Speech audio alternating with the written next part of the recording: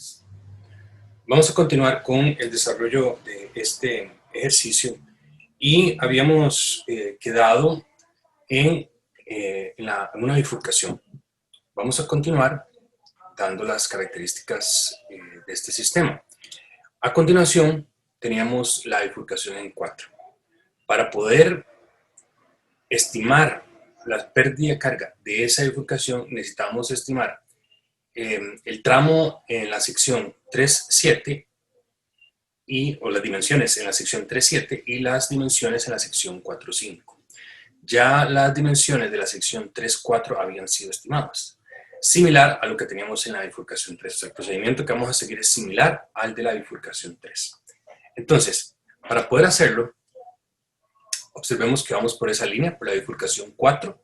Vamos a estimar entonces cuáles son las dimensiones, la velocidad máxima a través de ese accesorio, porque recuérdense que habíamos dicho que la pérdida de carga a través de un accesorio siempre se estima a la velocidad más alta posible a través del accesorio. Entonces necesitamos conocer las dimensiones de los ductos antes y después en esta bifurcación divergente. Necesitamos saber cuál es la velocidad más alta posible a través de ese accesorio y las dimensiones. A continuación, pues entonces se afirma que necesito las dimensiones del tramo 4.7 y del tramo 4.5. El tramo 4.7 no es parte de la ruta crítica, o sea, no voy a contemplar las pérdidas de carga de ese tramo para estimar la carga estática que debe vencer el ventilador. Sin embargo, sí necesito las dimensiones para estimar la pérdida de carga de la bifurcación que nos trae hoy a análisis. Entonces comencemos. Para el tramo 4.7 se afirma de que el flujo que requiere ese tramo es de 900 SCFM. Por tanto, lo que hacemos es proceder, según la metodología que ya conocemos, a buscar cuál es el diámetro y la velocidad en el nomograma del capítulo 34. El dato de entrada es la pérdida de carga unitaria por cada 100 pies, que es 0,1, y necesito también introducir o marcar, señalar ahí los 900 SCFM. Aproximadamente corresponde a ese punto. Por tanto, la velocidad es aproximadamente unos 950 pies por minuto y el diámetro equivalente a una sección circular sería para 13 pulgadas. Pero como lo que necesito son ductos no circulares, entonces necesito saber cuáles son las dimensiones en sección no circular. Para eso entonces vamos a la siguiente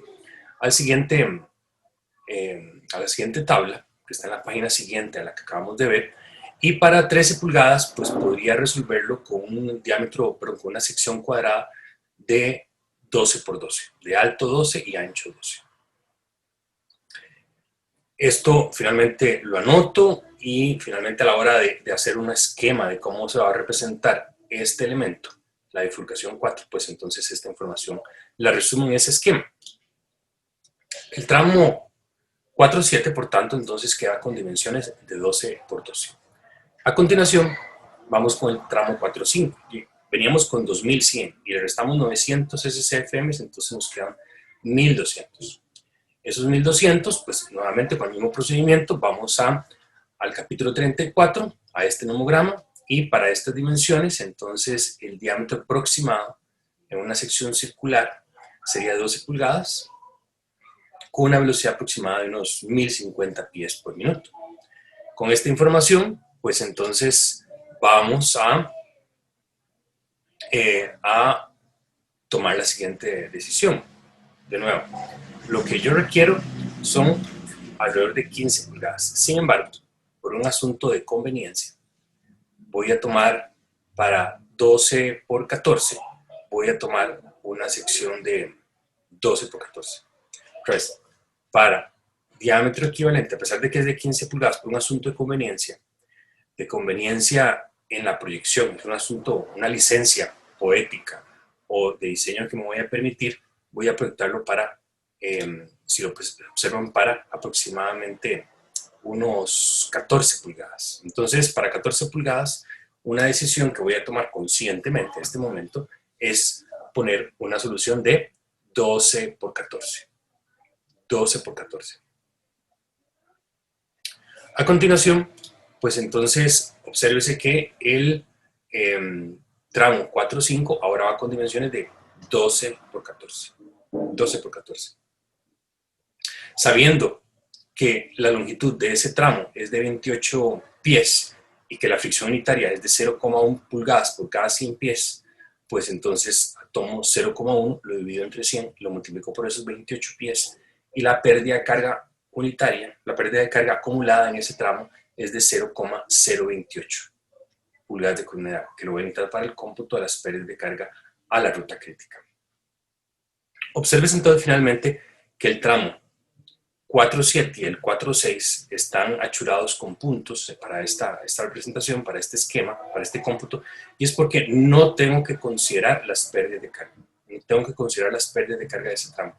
Por ejemplo, en el 4.7 me tomé el tiempo para calcular la pérdida de carga, pero lo puedo hacer porque yo sé que 0,1 entre 100 por 18 sería 0,018. Sin embargo, esa pérdida de carga no la voy a contemplar porque no es parte de la ruta crítica.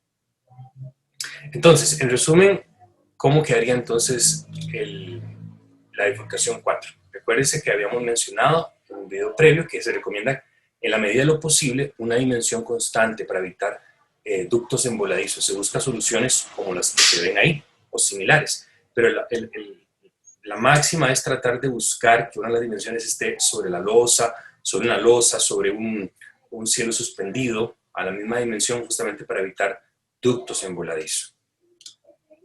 Entonces, esto es nuevamente lo que nos ocupa.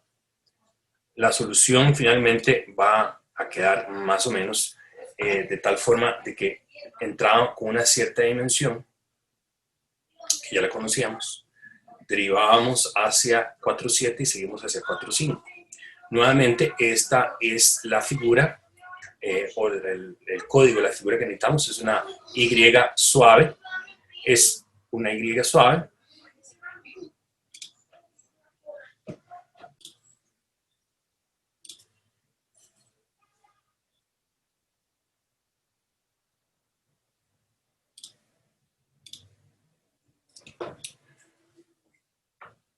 Bien, esta es la figura correspondiente a la bifurcación 4, similar a la que teníamos antes de la bifurcación 3, la SR5-1. Nuevamente, nos tenemos que preguntar hacia dónde va la ruta crítica. Si la ruta crítica pasa de C a S, pues entonces lo que necesitamos es un C sub S. Pero si la ruta crítica estuviera hacia B, pues entonces de C a B, entonces pasamos por la sección B, por el ramal, por tanto necesito un C sub B. De nuevo, si va de C a S, necesito un C sub S, y si no, necesitaría un C sub B. Esta, como lo pueden ver, en la bifurcación 4, el flujo tiene que pasar a través del accesorio. O sea, va en la dirección de la S, en la dirección de la salida en la bifurcación 4. Por tanto, lo que necesito es un C sub S. Entonces, la retórica o el discurso es similar al que habíamos conversado previamente. Lo que necesito es un C sub S. Por tanto, necesito conocer la relación de área de la salida entre la entrada, o sea, A sub S entre A sub C. Luego necesito A sub B entre A sub C. Y necesito la relación de flujos entre la salida y la entrada. Y siempre con la máxima de poder estimar o extraer un valor o coeficiente de pérdida de carga que siempre me favorezca, que me genere pérdida de carga a mi favor y no en contra durante la estimación inicial. Entonces, este es el resumen, un resumen de lo que sería la bifurcación en 4. Veníamos con dimensiones de 18 por 15. Traíamos 2100 SCFM a 1200 pies por minuto. En la sección C, la entrada, los 15 pulgadas son las que entran a la pantalla, que serían el ancho. Luego teníamos la sección B, que es la sección 4.7, donde proyectamos dimensiones de 12 por 12 a 900 SCFM y 950 pies por minuto. Y finalmente salimos con una dimensión de 12 de alto por 15 de alto. Inicialmente creo que había supuesto o seleccionado para 15, sin embargo, para 15 el ancho para 14, perdón, pero digamos que aquí estoy representando con 15. Entonces, o sea, anda más o menos la solución entre 12 por 14 a 12 por 15, más o menos. Entonces, en este dibujo puse 15, escribí 15, entonces estaría 12 de alto y 15 o 14 pulgadas de ancho entrando hacia la pantalla, que sería el ancho del ducto, a unos 1200 SCFM y 1010 por minuto. Les recuerdo que, o quiero que sepan de que a este momento, digamos, estos son soluciones que se van construyendo al momento, que pueden evolucionar. Mientras siga teniendo algún sentido físico, pues pueden haber variaciones entre un momento y otro. Recuerden que esto es un anteproyecto, o yo le llamo anteproyecto, o sea que puede evolucionar y puede mejorarse. Muy bien, sabiendo entonces estas razones, que la relación de área entre la entrada y la salida es 0,8, que el área del ramal al área de la entrada es 0,53 y la relación de flujos entre la salida y la entrada es 0,6, entonces tratamos de tomar estos factores y llevarlos a la norma para poder extraer un coeficiente de pérdida de carga que siempre me favorezca, me genere una pérdida de carga a mi favor y no en contra.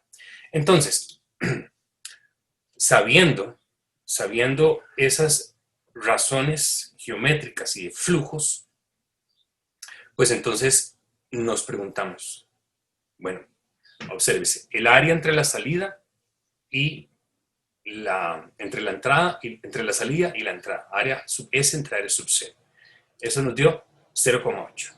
Entonces, por eso es que vemos que estoy marcando en el primer bloque de la columna entre 0,75 y 1. No puedo interpolar ahí, pero yo sé que está entre 0,75 y 1. A continuación, tengo 0,53, que es la relación de áreas entre el ramal y la entrada, 0,53. Entonces tiene que estar entre 0,5 y 1. Entonces vean que estoy marcando la segunda columna. Y sé que la relación de flujos anda por 0,6. Entonces, en esa última columna, pues observes que anda entre 0,5 y 1. Por tanto, el factor o el coeficiente de pérdida de carga anda en menos 0,05. El negativo lo que significa es que hay recuperación de carga estática, o sea que el flujo a la hora de pasar por este accesorio genera recuperación estática. Es decir, hay una elevación de la carga estática. No es que no haya pérdida de carga, sí hay pérdida de carga. Lo que pasa es que es más observable la recuperación estática que la pérdida de carga.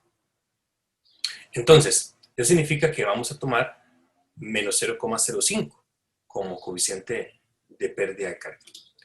Al llevar ese valor de menos 0,05 al cómputo, pues eso tenemos que multiplicarlo por la razón al cuadrado de la velocidad entre 4000.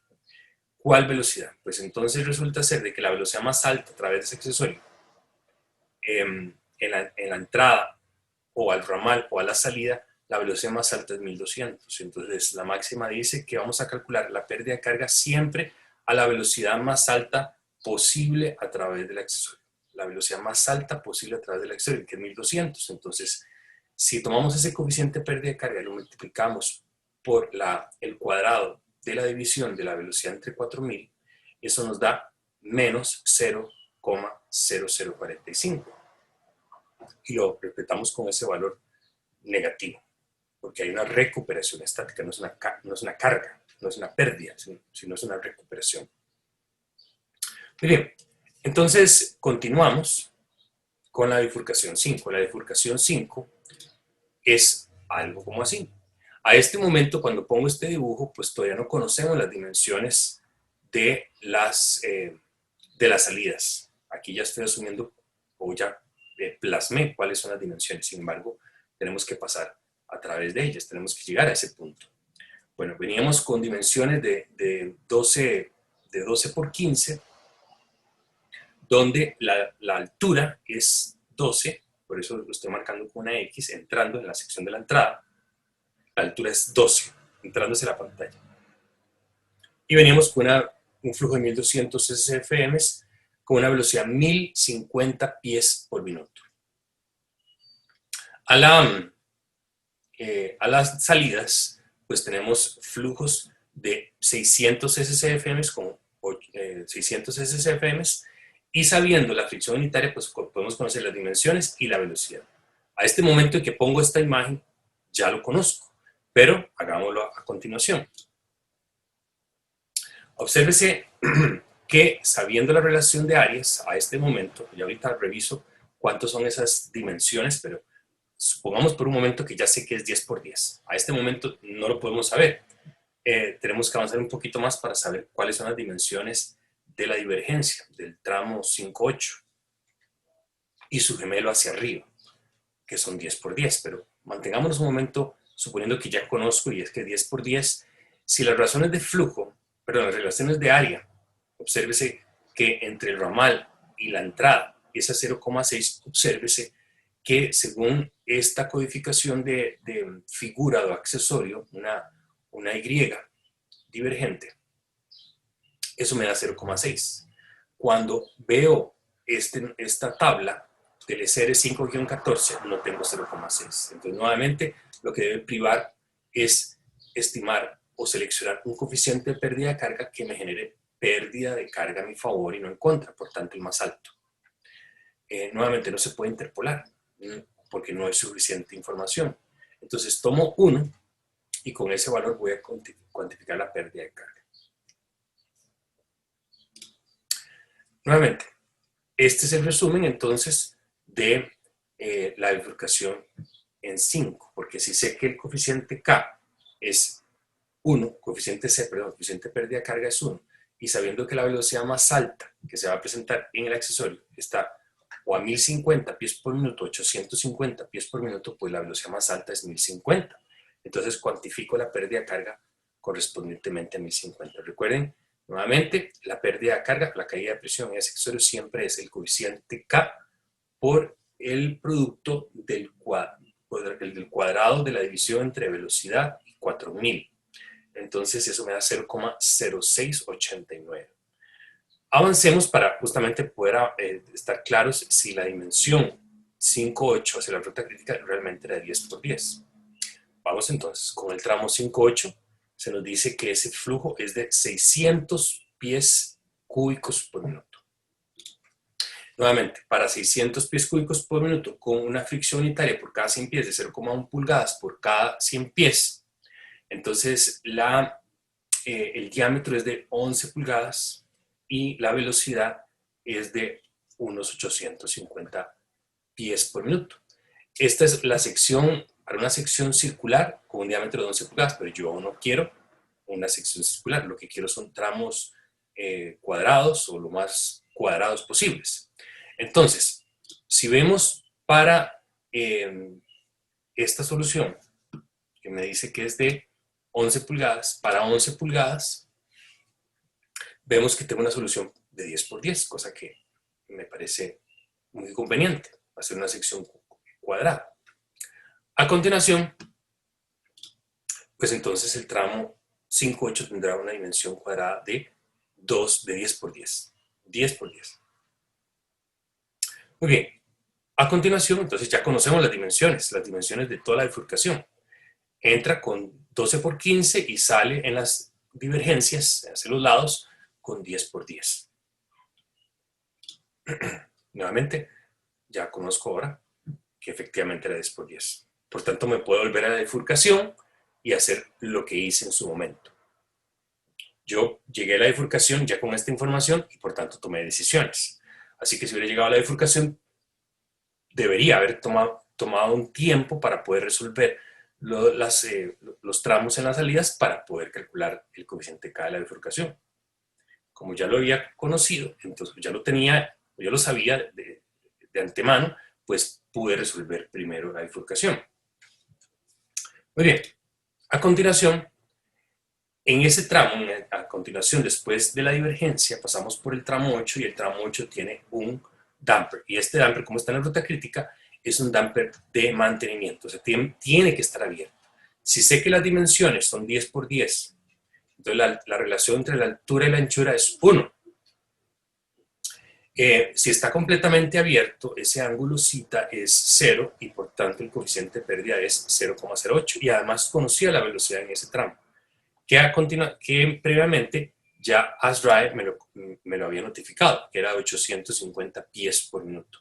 Entonces, la pérdida de carga es completamente conocida para este diámetro. Será el coeficiente de pérdida de carga, 0,08, por el producto del cuadrado de la división entre la velocidad y 4000.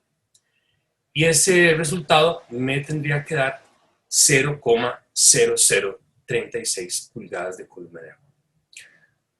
A continuación, seguimos hacia el cabezal cónico. El cabezal cónico, recuerden, es un accesorio que me permite hacer una transición,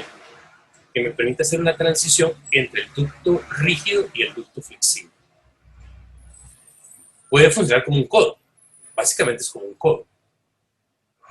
También, después de un cabezal cónico, puede instalarse un cabezal cónico. Pero de un cabezal cónico puede instalarse un codo. Pero en este caso, funciona como un codo. Pero es el que hace una transición de una sección cuadrada en el ducto rígido a justamente donde voy a conectar el ducto flexible.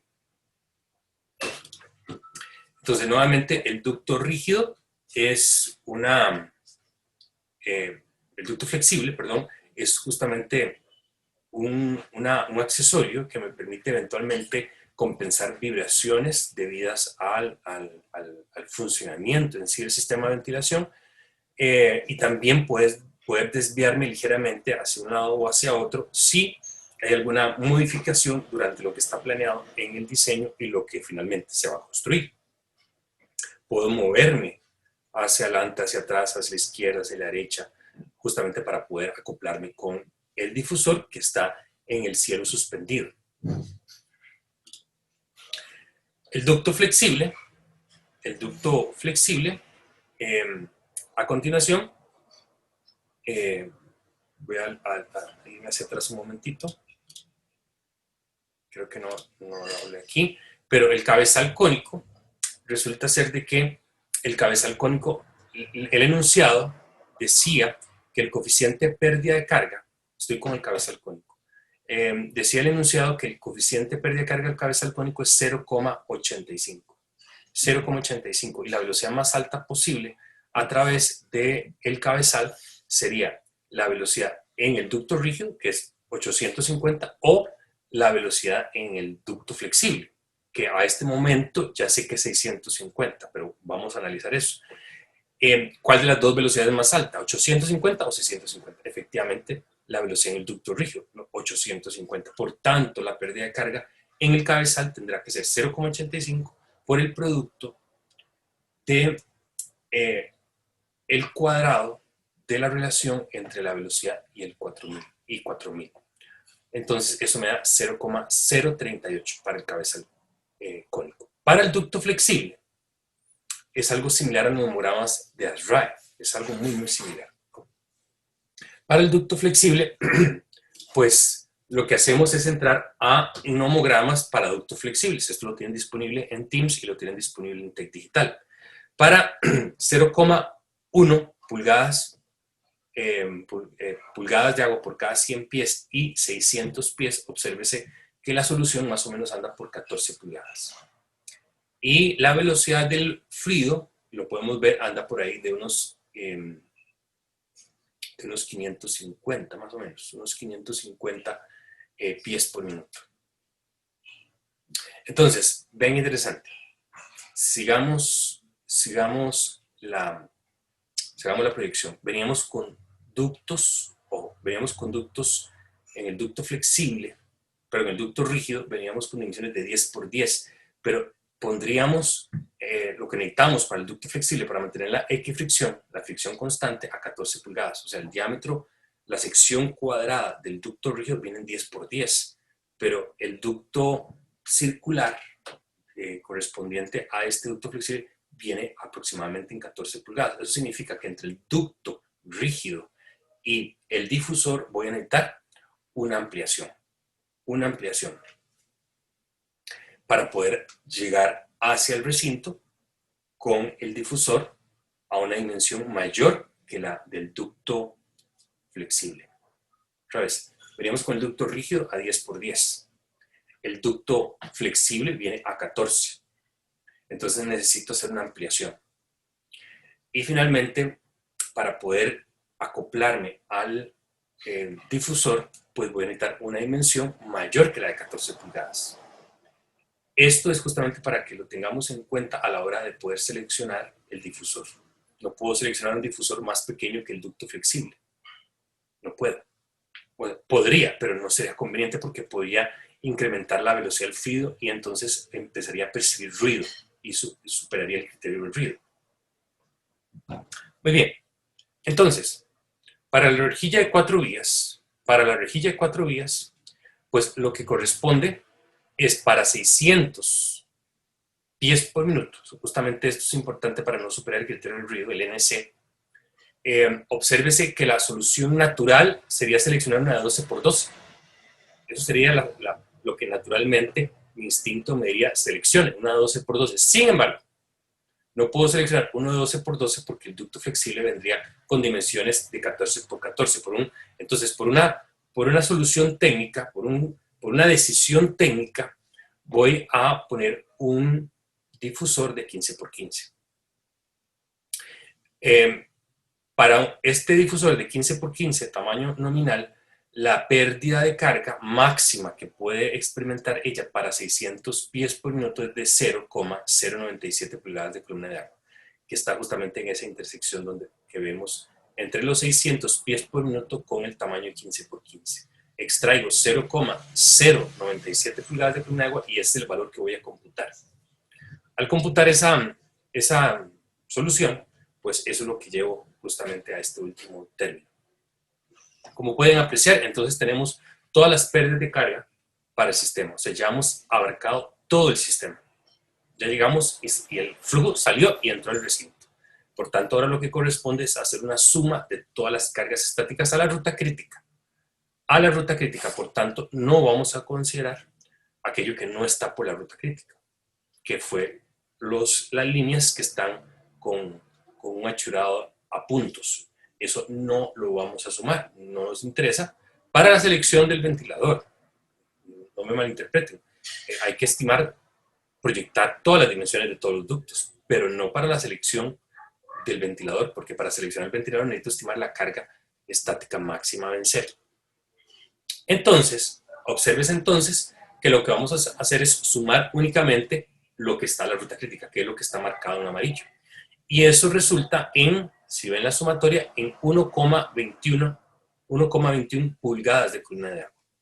Debido a que esto es un anteproyecto y que hice suposiciones y hay al menos elementos que no he considerado durante esta proyección, entonces lo que voy a hacer es considerar un 10% sobre 1,21. El 10% sobre 1,21 es 0,12 y al sumar eso, 1,21 más ese 10% del factor de seguridad, eso corresponde a 1,13 pulgadas de columna de agua. Es decir, que necesito por lo menos un ventilador que me levante por lo menos 1,33 pulgadas de columna de agua.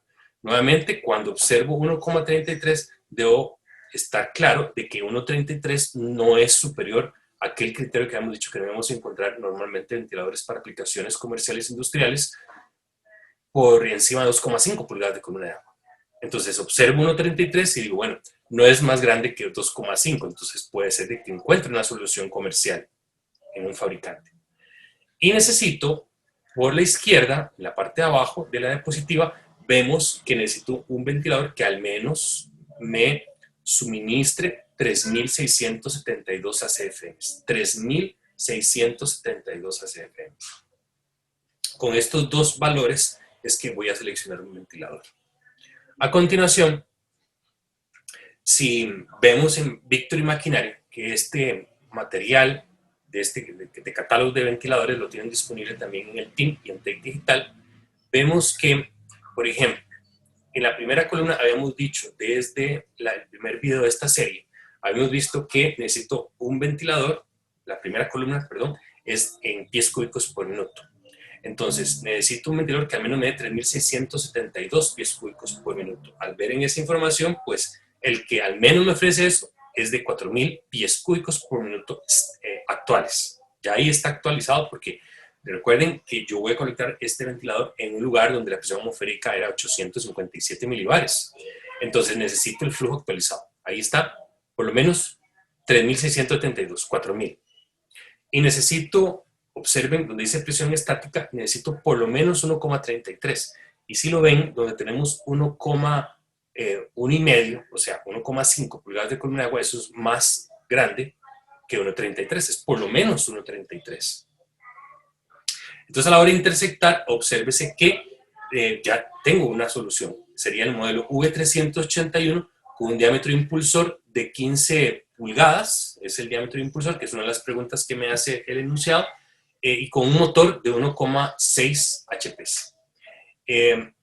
Estos ventiladores son movidos por faja polea, mientras que el motor es de, no sé, por ejemplo, puede ser de 1800 RPM. A través del sistema faja polea, la velocidad de giro de este ventilador es de 829 RPM. No es que el motor gire 829, es que tiene un sistema faja polea que reduce la velocidad a 829. Y otra cosa que tenemos que tener claro es si era con álabes curvados hacia atrás o curvados hacia atrás, si es con álabes curvados hacia atrás o con álabes curvados hacia adelante. Entonces, la solución es que es con álabes curvados hacia atrás. Justamente entonces, todo lo que está por encima de la línea negra en esa escalerita son ventiladores con álabes curvados hacia atrás, mientras que los que están hacia abajo de esa escalerita, marcado con una línea más oscura, es con álabes curvados hacia adelante. Entonces, un ventilador con álabes curvados hacia atrás, modelo Victory Maquinaria, de marca Victory Maquinaria, modelo V381, que entrega 4.000 ACFMs, de 1,5 pulgadas de columna de agua, 1,6 HPs, y el ventilador está girando a una velocidad de 829, una velocidad reducida por un sistema faja y polea. Nos hacen otra pregunta. La última pregunta que nos hacen es: determine la pérdida de carga que debe generar el damper que se encuentra entre la sección 3 y 6 para que el flujo hacia la salida correspondiente sea el requerido. Entonces, para este caso, pues entonces nos tenemos que preguntar, ahí está marcado en color azul clarito, ese damper. O sea, que tratemos de aproximar cuánto es la resistencia hidráulica que tiene que generar ese damper. Y algo más que podemos hacer es a qué posición angular tenemos que colocarlo justamente para asimilar esa resistencia, aproximadamente. ¿A qué ángulo? Si a 0, a 10, 20, 30, 40, hasta 90, ¿verdad? Porque cuando llega a 90 es cuando está cerrado. Entonces, para poder responder a la pregunta, según lo que habíamos visto en clase rápidamente, habíamos visto que la suma de todas las pérdidas de carga hacia la ruta crítica tiene que ser igual a la suma de todas las pérdidas de carga hacia ese punto, a donde está el damper. Entonces, viéndolo de una forma visual, sería lo siguiente. En prosa, sería así. La suma de todas las cargas estáticas hacia la ruta crítica debe ser igual a la suma de las cargas estáticas hacia y saliendo por 6. Okay, obsérvese un momento lo que está en amarillo. Y tratemos ahora de visualizarlo de forma gráfica. O sea, que todas las sumas, la suma de pérdida de carga por lo que está en color verde, que es la ruta crítica,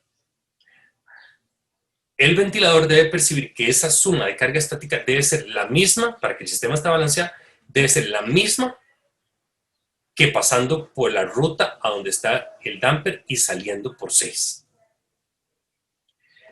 Claramente, cuando vemos esto y decimos, por ejemplo, que la suma de todas esas cargas estáticas fuera 100 unidades de carga estática, y al ver esta figura, que es más cercana al ventilador, eso me da 80 unidades de carga estática.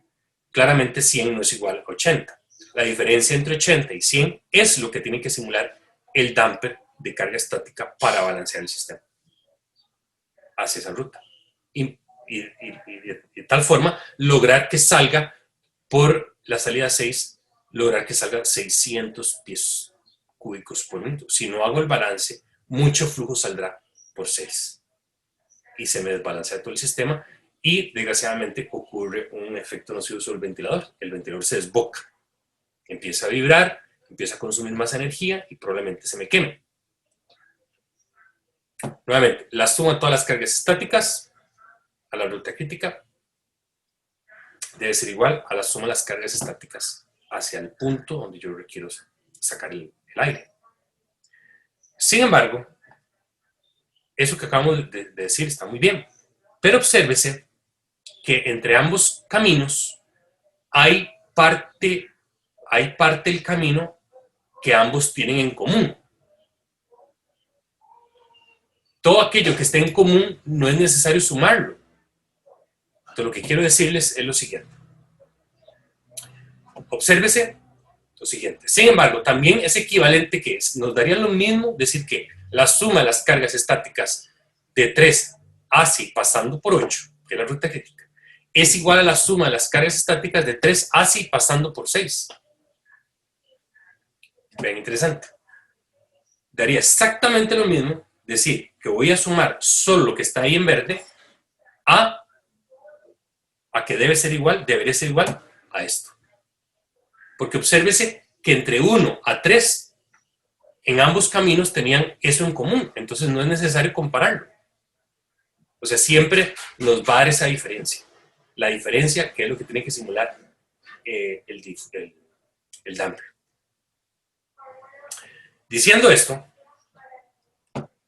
yo los invito a que hagan justamente esto que acabo de decir con mi hoja electrónica que tienen disponible en el TEC Digital y en Teams, y se observe que dice que entonces desde el punto 3 hasta salir por 8 se tiene una pérdida de carga acumulada de 0,26, pero de 3 hacia 6 solo de 0,15.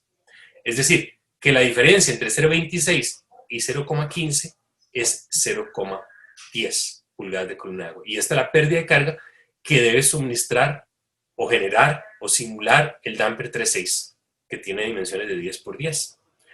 En ese mismo tramo donde está 6, donde está el damper 3.6, la velocidad es de 850.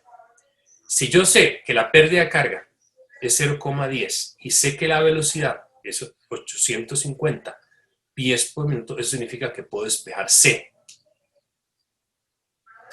Al despejar C, eso me da 2,3. Si yo sé que eso me da 2,3, obsérvese qué interesante, porque para una relación de dimensiones entre la altura y el ancho a 1, obsérvese que este valor en amarillo de 2,3, que es el coeficiente C que estoy aproximando, debido a la simulación que tiene que hacer este damper, este 2,3 obsérvese que está presente entre 20 y 30 grados. Es decir, que a este momento yo ya sé, desde la academia, desde la mesa de dibujo o la mesa de cálculo, yo ya sé que ese amper, para poder balancear el sistema, tiene que estar posicionado preliminarmente entre 20 a 30 grados. Para balancear se requiere que el ángulo del damper esté entre 20 a 30 grados. Les agradezco su atención, espero que haya sido valioso este aporte. Nos vemos pronto.